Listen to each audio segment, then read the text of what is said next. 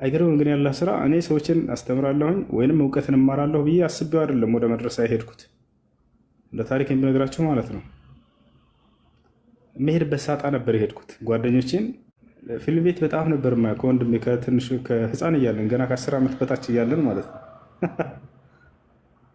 ከፊልም ቤት አንወጣም ነበር እኔና ወንድሜ። የፊልም ቤት የሚያሳየው በነፃ ነበር የሚያሳየን። በነፃ ነው የሚያሳየን። ለፍየሎቹ የፍየል ከቤላ አለ አይደለ? ይሄ ቅጠል እንለቅምለታለን። እኛ ቤት ፊት ለፊት ነው ጫት የሚሸጠው። ያን እንለቅምለታለን፣ በነፃ እንገባለን። የዛኔ ገና ከ6 ዓመታችን ጀምረን ነው ከዛ ነው ያደግነው። ቤታቸው የደጋ ልጆች ካላችሁ ታውቁታላችሁ። እንድሪስ ሰይድ ቤት መጨረሻው እንደገና በነፃ እያየን የሆነ ጊዜ ላይ ለፍየሎቹ ከቤላ አለቀምኩለት። ልክ 12 ዓመት አካባቢ ላይ ነው።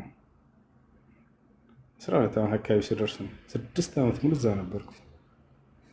አንድ ቀን ሳለቅምለት ቀራሁኝና ህንድ ፊልም ነው እነ ህርቲክ እነ ሻህሩክ እነ ሰኒ ዲዮል እነ ምናምን እነዚህ ጋር ነበር የምንውለው። መጨረሻ ሳለቅምለት ቀረሁና አንድ ቀን ክፈል አለኝ። ጀላቴ እንደዚህ እየመጠጥኩኝ ያችን የ10 ሳንቲም ዋለች አይደለ? እሷን እየመጠጥኩ ምናምን ገባሁኝ። ቀን ላይ ጠዋት አልለቀምኩለትም። ለቅመን ሁሌ ቤቱ እናመጣለት ነበር ለፍየሎቹ። የዛኔ ሳለቅም ቀርቼ ክፈል አለኝ። እሺ አልኩ፣ ከፈልኩት። አንድ ነገር የሚገባኝ ነገሩ ካለፈ በኋላ ነው። ለምን ክፈል ያለኝ ያልኩኝ ራሴን መጠየቅ ጀመርኩኝ። እስከ ዛሬ ፍየል ለፍየሉ ስለቅምለት ቆይቼ ዛሬ አንድ ቀን እንደዚህ ስለሆነ አልኩት ፍራንኩ ሳይሆን እንትን ያለኝ እኔ ውለታው ነው በጣም ያናደደኝ ነው አልኩኝ። በቃ ልውጥ አልኩኝ። ምንም ሰላም አልሰጠኝም። ልውጥ አልኩኝ፣ ወጣሁኝ። ማልኩኝ ወደ ፊልም ቤት ዞር አልኩኝና ለራሴ ወሰንኩኝ። ወላሂ ሁለተኛ ፊልም ቤት የሚባል አልገባም አልኩኝ። ከዚያ በፊት የሚገርማቸው አባቴ ቁርአን ቤት ካልገባችሁ ብሎ በጣም አዛ አድርገነዋል። አንቀራም ብለን እኔና ወንድሞች በጣም ለምኖ ገርፎ ምን ብሎ ነው በቃ እምቢ ብለነዋል። ጫማ ሁሉ ይገዛልንና እንድሰጣችሁ ከፈለጋችሁ ቁርአን ቤት የምትሄዱ ከሆነ ነው ይለናል። ተዋ ጫማውን ካልፈለክ እንለዋለን። አንሄድም። የፈለገ ቢሆን ቁርአን ቤት አንወድም ነበር። በቃ ለምኖን ምን ብሎን በቃ እምቢ ብለነዋል። የመጀመሪያ ወንድሜ ትንሽ ይሻል ነበር። አቡከር የሚባል ወንድም አለኝ። እሱ ቢያንስ እስከ አራህማን ድረስ ቀርቷል። ከእኔ ደግሞ ተለቅ የሚለው ሰይድ የሚባለው በ2 ዓመት የሚበልጠኝ፣ እሱ ደግሞ ወደ ውሃ ድረስ ቀርቷል። እኔና ታናሽ ወንድሜ እምቢያል ነው በቃ አንቀራማ። መጨረሻውን ከዚህ ከፊልም ቤት ዞር አልኩኝ እና ወላሂ ሁለተኛ ፊልም ቤት አልገባም አልኩኝ እና ሄድኩኝ። እቤት ሆነ በቃ የምውለው እቤት ሆነ የምውለው። ወዴት ልሄድ መሄጃ አጣሁኝ። ፊልም ቤት እንዳልሄድ ደስ የሚለኝ ከልጅነት ጀምሬ ወላሂ ብዬ ከማልኩ ማልኩ ነው በቃ ወላሂ አልገባም አልኩኝ። አልገባም የፈለገ ቢሆን። ከዛ መሄድበት ሳጣ በሩ ላይ ዝም ብዬ ቁጭ ብዬ አንድ ቀን ጓደኞቼ ሲያልፉ ተመለከትኳቸው። ወዴት ነው የምትሄዱት አልኳቸው። ቁርአን ቤት እየሄድን ነው አሉ። እኔ ለመቅራት ፈልጌ አይደለም ይወታቸዋል። ግን እዚህ ብቻዬን ከምቀመጥ ፊልም ቤትም ማልሄድ ከሆነ ለምን ተከትያቸው አልሄድም አልኩኝና በውስጤ በቃ አላህ ይሄን ነገር እንትን አለልኝ።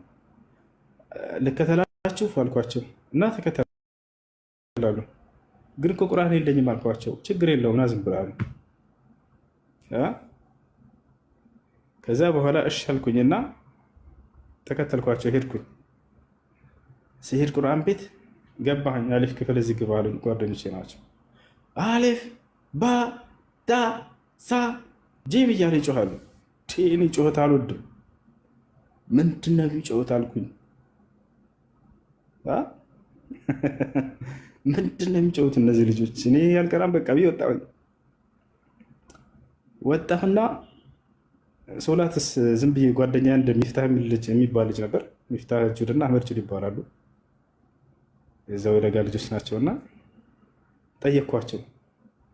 እንደው ዝም ብዬ ሶላት ብቻ በሰግር ጀነት እገባለሁ አልገባም አልኳቸው። እኔ ቁርአን በቃ ስለሚጮሁ እንትን አልልም አልወድም አልኳቸው። ትገባለህ ጀነት ከሰገር ካሉ እሺ አልኳቸው። በቃ ሶላት እሰግዳለሁ ቁርአን ግን አልቀራም ብዬ ወሰንኩ። ከዛ ሶላት የሚባል አላቋረጥም እሄዳለሁኝ።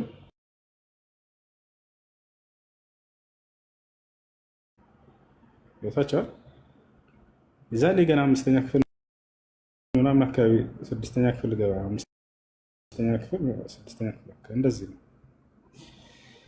ከዛ በኋላ በዚህ ሁኔታ ሳለሁ በጣም ሶላቴን እጠብቃለሁ። ሶላቴን ጠብቄ ነው የምሰግደው። ሌሊት ራሱ ከሆነ ተነስቼ ሄጄ እሰግዳለሁ። ከቤት ሌሊት ጨለማ ስለሆነ ለመውጣት ምን አድርጋለሁ? ውዱ አድርጌ ምናምን እጠብቅና ከአዛን በፊት ልክ አዛን ተብሎ ከላይ ሰዎች ሲያልፉ እነሱን ተከትዬ እሄዳለሁ መስጂድ፣ ብቻዬን ስለምፈራ ማለት ነው። ትንሽ ነው ገና 11 አካባቢ ነው 11 ዓመት ምናምን አካባቢ ነው።